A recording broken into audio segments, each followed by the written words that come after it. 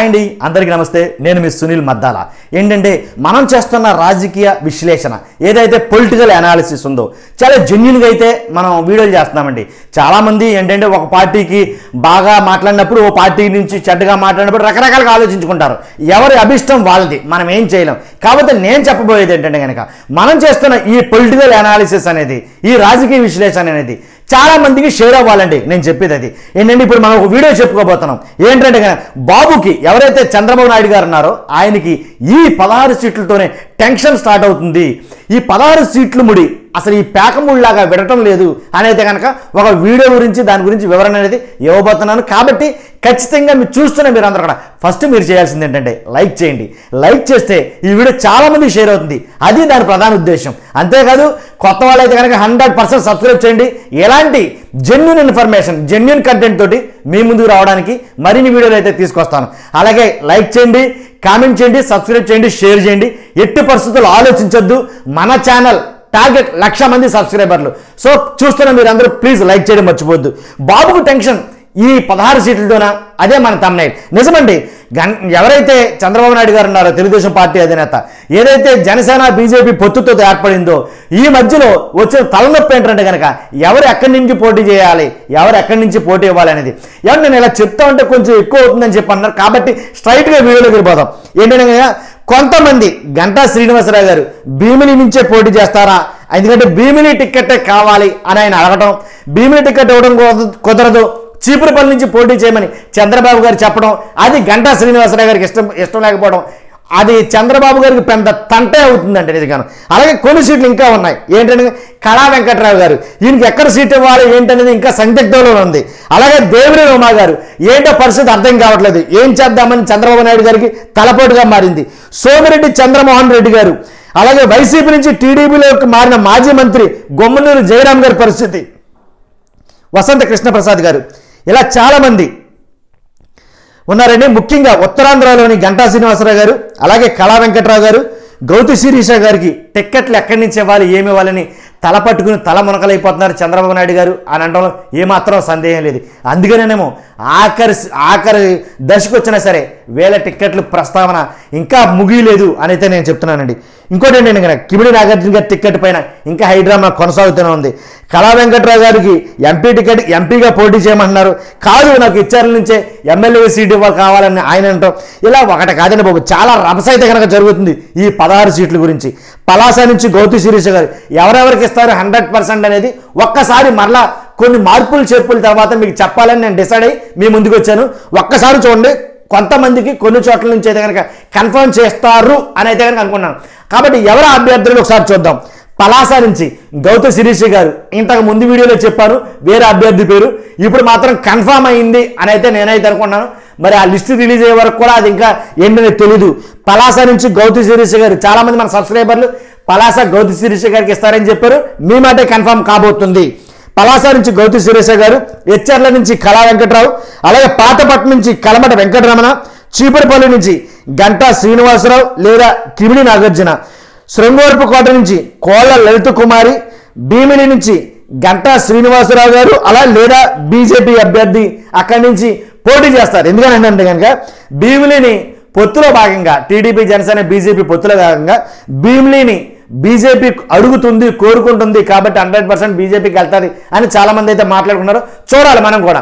బీజేపీకి వెళ్తే బీజేపీ అభ్యర్థి పోటీ చేస్తారు, లేదంటే కనుక గంటా శ్రీనివాసరావు గారు పోటీ చేసే అవకాశం ఉంది.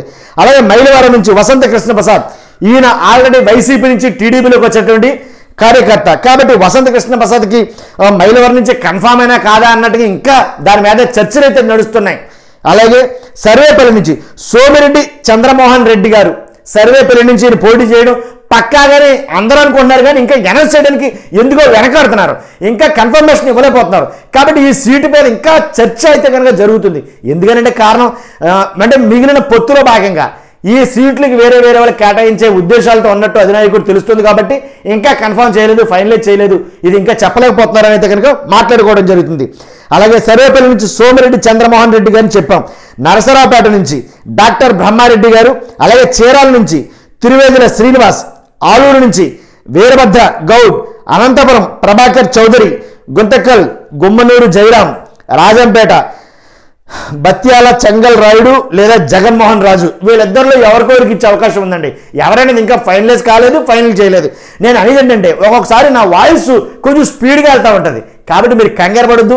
అదే పేర్లు చదువుతున్నప్పుడు మీకు పేర్లు చదవటం రాదా అని మీరు అనుకోవసరలా. తెలుగులో ఇంచుమించుగా లిటరేచర్ చేశానండి నేను. కాబట్టి పేర్లు చదువుతూ రాదా అని అయితే భావించొద్దు. నా వాయిసే కొంచెం, నా మాటే చాలా స్పీడ్గా ఉంటుంది. దయచేసి అర్థం చేసుకోండి.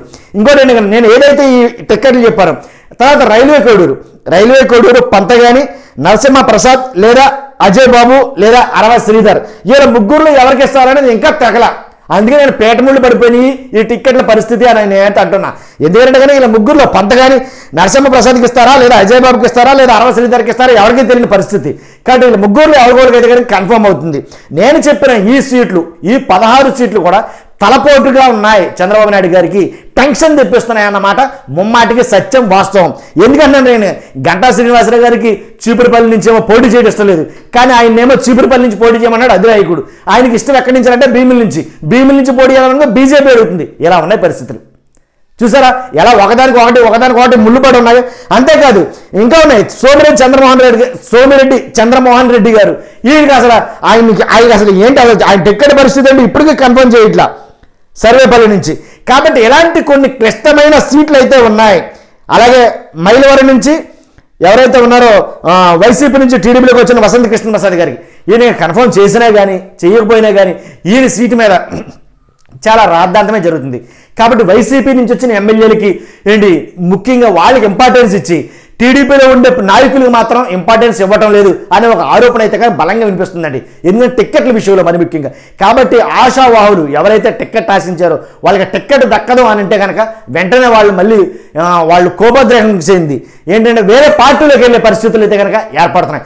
నిజంగా ఈ 16 సీట్లు తెంపు తెగితే తప్ప, చంద్రబాబు నాయుడు గారు ఈ సీట్లు అనౌన్స్ చేస్తే తప్ప ఎవరికి వాళ్ళు ప్రశాంతంగా వెళ్ళి నియోజకవర్గాల్లో పనులు ఎలక్షన్ హడావిడి స్టార్ట్ చేసుకునే పరిస్థితి అనమాట.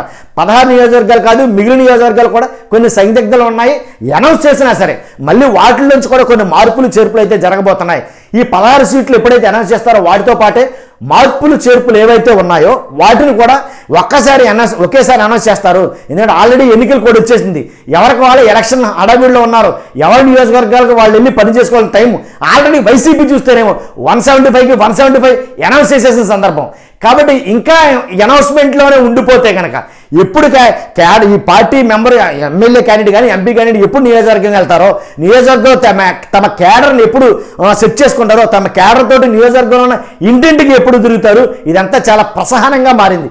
కాబట్టి ఇలాంటి పరిస్థితుల్లో ఈ 16 సీట్లు తెంపు తెగితే తప్ప ఎదరికి అడుగు పడిన పరిస్థితి చంద్రబాబు నాయుడు గారికి కానీ, టీడీపీలో కానీ, జనసేనలో కానీ, బీజేపీలో కానీ ఏర్పడింది. పొత్తుతోటి ఈ సీట్లు మరింత క్లిష్టంగా మారిందని చెప్పడంలో ఏమాత్రం సందేహం లేదు. ఎందుకంటే ఏదైతే టీడీపీ నాయకులు ఆశిస్తున్నారో అవే సీట్లను బీజేపీ ఆశించడం, జనసేన ఆశించడం దెబ్బ మీద దెబ్బ పడుతుంది చంద్రబాబు నాయుడు గారికి. అందువల్లే కొంచెం టెన్షన్ పడుతూ ఈ సీట్ల విషయం ఎటు తేల్చుకోలేకపోతున్నారు అని అయితే చెప్పడం జరుగుతుంది. కాబట్టి నేను చెప్పినటువంటి ఈ సీట్లు 16 సీట్లు 100% వీళ్ళకే ఇవ్వచ్చు. ఒకవేళ పొత్తు ధర్మం ప్రకారంగా ఏమన్నా మారచ్చు. కాబట్టి మనం ఏం చెప్పినా సరే జెన్యూన్ ఇన్ఫర్మేషన్ ఇస్తామండి, దాంట్లో డౌట్ లేదు. వైసీపీలో 175 సీట్లు మనం చెప్పినటువంటి అభ్యర్థులకి మ్యాక్సిమం వెళ్ళింది. 100% గెస్ చేసింది, మన గెస్ కరెక్ట్ అయింది.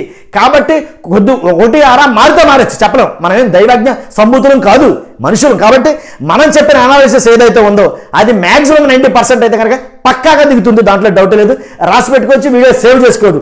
చూస్తున్న మీరు అందరూ కూడా మర్చిపోవద్దు, జెన్యూన్ ఇన్ఫర్మేషన్ అండి, 100% అందరికీ తెలియాలి. లైక్ చేయండి, లైక్ చేస్తే మీకు పోయేదేం లేదు. సబ్స్క్రైబ్ చేయండి, మీరు ముఖ్యంగా షేర్ చేయండి. Thank you very much one and all.